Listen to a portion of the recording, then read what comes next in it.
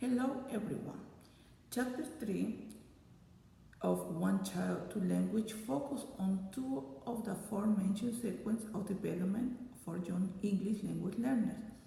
The four steps are continuing to use the home language, the no-verbal period, the beginning to go public, and the development of the productive use of the second language, which in this case will be English. The first two steps are what this chapter really focuses on. For the first one, which is continue to use home language, the book mentions that when children who do not speak, let's say, English, are put into a social situation in which English is the lead. The main language spoken, they have two options. They can either continue to use home language or they can choose not to talk at all. There are some kids that do choose to continue to use home language, and they continue to use home language until they realize that despite the fact that they are and they make sense, nobody around them understands them, which is what eventually leads at the non-verbal period. But there is another way that children can continue to use the home language, and it is called the bilingual discourse, where children just talk in their home language and they assume that everybody around them understands them. The book did mention the four bilingual discourse.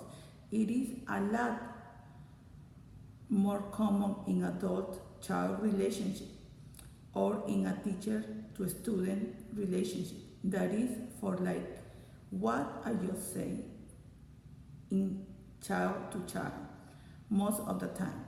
If children cannot understand one another, they just kind of move on, or if one child can understand the other one, the English, they move on the no-verbal period. For me, was really fascinated because even the English language learners aren't necessarily talking, that doesn't mean they're not communicating.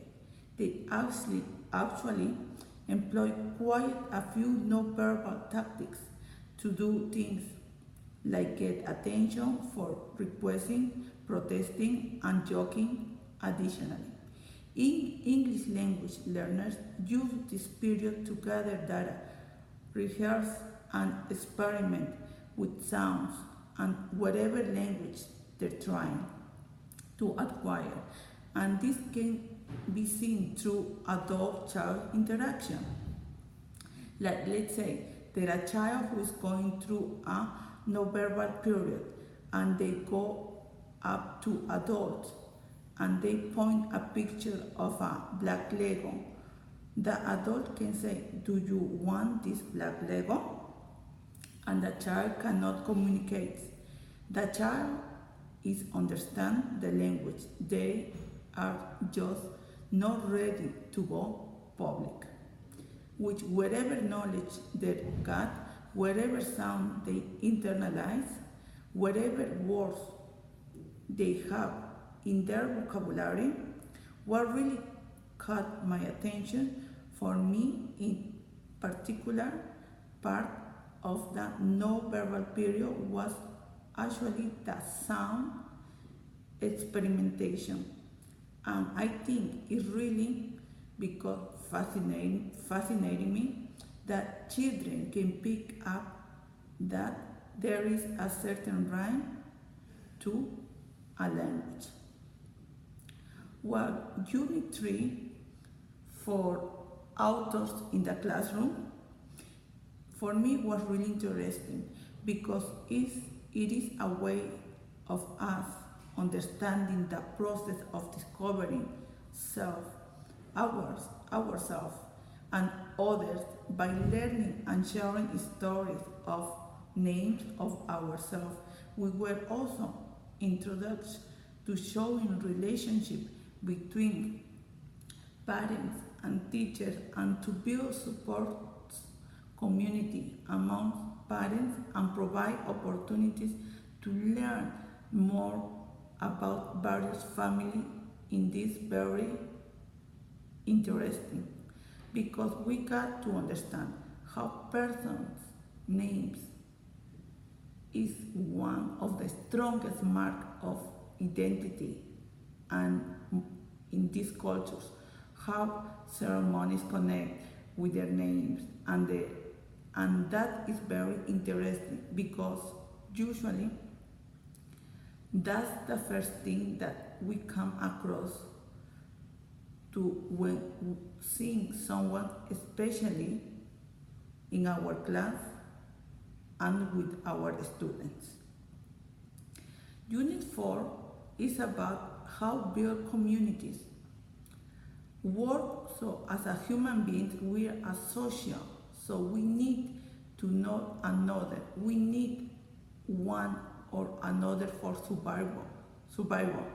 So in the process of living together, we have created social system, the social system and technologies that meet our needs. Within this, we understand the process of self-discovery and exploring one's physical and social surroundings. Also, when developing an extensive or extended classroom community, we need to encourage respect and understanding and appreciation for uniqueness as well as sense of solidarity in common human adventure. So one of the things that we do is that using language as sharing social product, we learn to analyze our social realities and we transmit our history in order to preserve it, and we participate in projects that shape our future. Thank you.